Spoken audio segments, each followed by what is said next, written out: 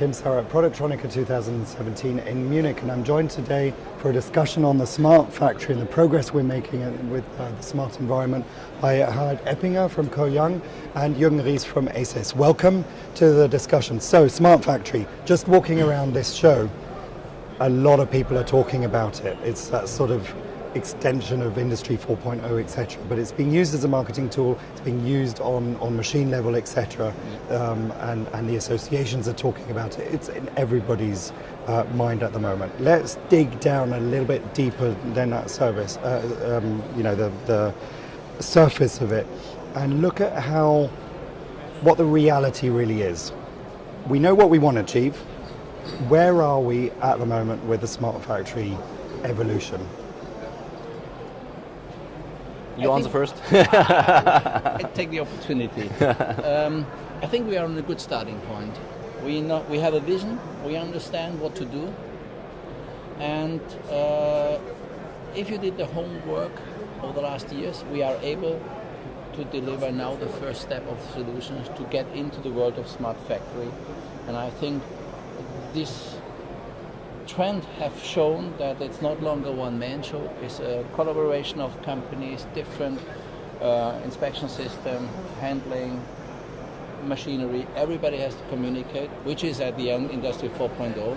But this has already started. Strong communication to understand the process influences and to help each other to close the gap, what we need to do to really develop Industry 4.0 solutions.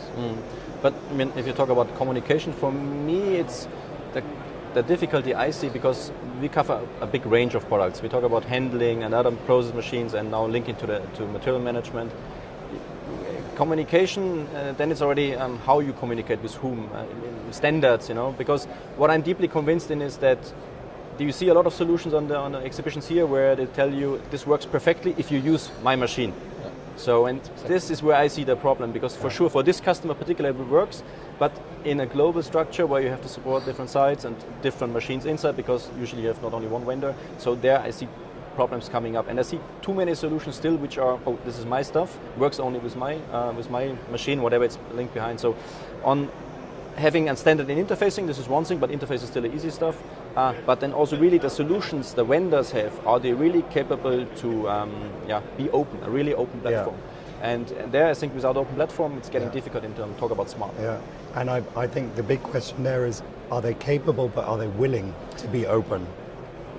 That to me I think is a big issue for some people, some companies who are used to, obviously they want to sell their equipment, but they don't necessarily want to share. But so you're saying the collaboration now needs to open up to provide an open standard of language that everybody uses, and there's a lot of work that's being done. So are you working with associations or groupings of people to define those standards, getting involved in that discussion? I think it's a must. It's not something it's not your free will. You have to must cooperate, and it's already started. The difficulty I see, I agree on the standards. I agree on the communication. We have to discuss the content of communication. The communication is easy. What to deliver, and what is really necessary. But you see also Trans-Asia, you see Europe, you see other regions, everybody believes that he has our own best solution. And like we had it multiple times over the last 20 years in the electronic business, it's a development process.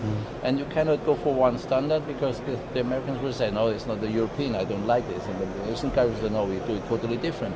So this is kind of there is a harmonization, but there will be a lot of standards still left. It's the illusion to have one general, but the way is there, and we understand that we have exchange. Let's step away from the standard. Let's define. We have to exchange valuable content between the companies. That the company is responsible for a certain job, can utilize the information from the step before or step behind. And I think this is very important. The content we have to share has to be reduced to the best, not overloading the outside world. Everybody has to do the homework to deliver to the, of course, at the end to the vendors in the line, but to the operators in front. Yeah. But if you asked the question, are we working on something? There are some things going on, like the replacement of SMEMA with the Hammer standard. But I agree with you that when you work on the machine side, and then we talk about global scale, you have customers like whatever Continental or Bosch, which have sites in Europe, in Asia, and then things start getting difficult. Software, certain restrictions you have in China, for example, then you have to handle certain things on the machine and distribute the information to maybe a different kind of communication system. At least you have then, it helps if you have a standard how to communicate from machine level to whatever it's above, This, it's for sure hard to make a standardization out of it. But if you talk about smart factory, it's endless, what is smart? So is this then the management information or then the machine itself talking to the operator? Because if you ask an operator and ask a manager, they have different ideas about smart. So this is touches a lot of areas meanwhile, which is quite interesting. Which is natural, because everybody's involved with their remit as to what they want to achieve. So the operator will want to make sure the line works to its optimum, but doesn't really care about, probably cares about material management, but not as much, because it doesn't affect the immediate job. Now, the communication part, whether it's machine to machine across the line and beyond the line, that suggests obviously there's a huge amount of data that's created. So much so that I think nowadays we can't quite understand how much data there is. That opens up a whole new skill set that's required in terms of analysis.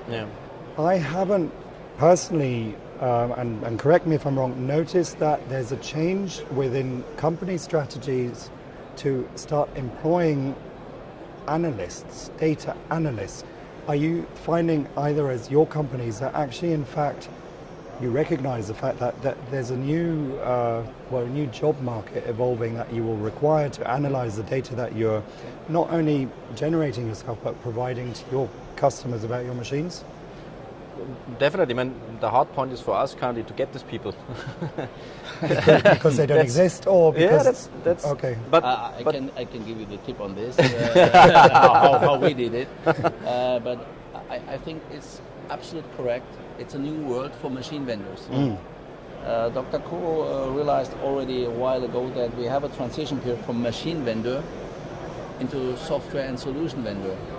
Koh Young found about 2 years ago in area of San Diego an artificial intelligence R&D center. As you mentioned, you need to hire qualified people, expert in this, and unfortunately you cannot find them in every region, but the California area is well known for this, and we could get people from autonomous driving and intelligent computers, and they are on board now, and it's really fantastic what they with a short time they generated out of the data. I think the data analysis is significant because the overloading of the operator or the plant manager, that's we have to avoid. This will kill the whole idea of the smart factory.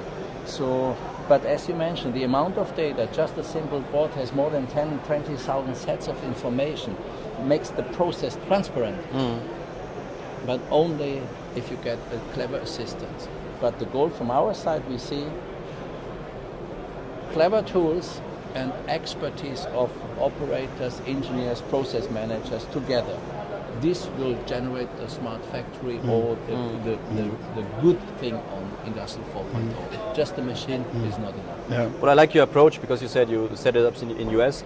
We didn't make the move over the Atlantic, but we tried it in a way like we separated a certain part of our software department completely out, like a spin-off, and bringing external people in. Because what we also realize is people which are doing this day and night, they have also a kind of mindset which is given. So you need the skills for analytics, but also ideas, and we want to get this a bit out of the people which are always doing it, because the similar people have usually the same ideas, So it's an approach to do it.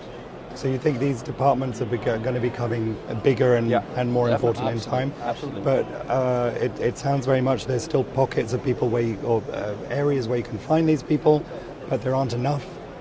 Well, at least in Germany, where we are in the Stuttgart area, it's hard to find people. What we do is we work with universities, try to get young people, and you have to.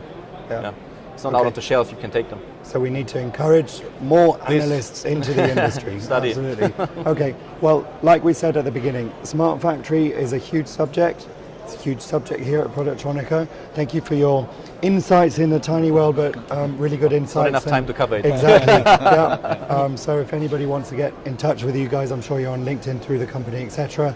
So I'm sure you'll be happy to discuss the subject further. Thank you for your time. Thank you very much. Thank you. Thank you. Thanks for the invitation. Pleasure.